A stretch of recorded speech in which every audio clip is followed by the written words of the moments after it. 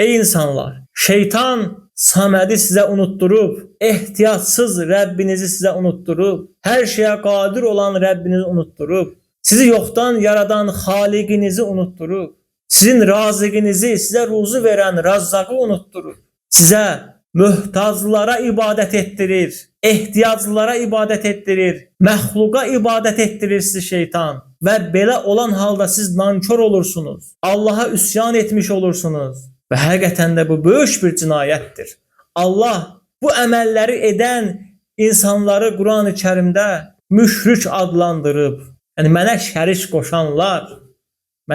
qoşanlar adlandırıb, Samədə şərik qoşanlar, Razzaqa şərik qoşanlar, Xaliqə şərik qoşanlar, Şəfiyə şərik qoşanlar, Alimə şərik qoşanlar. Həqiqətən də Allaha şərik qoşmaq böyük bir rüsvayçılıqdır və böyük bir zülümdür.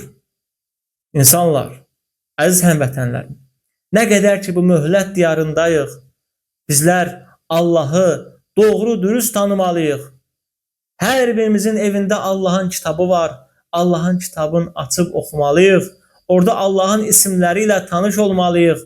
Allahın bizim üzərimizdə hansı haqları var, onlarla tanış olmalıyıq. Hətta Rəbbimizə ibadət edək, ona heç bir şeyi şərik qoşmayaq.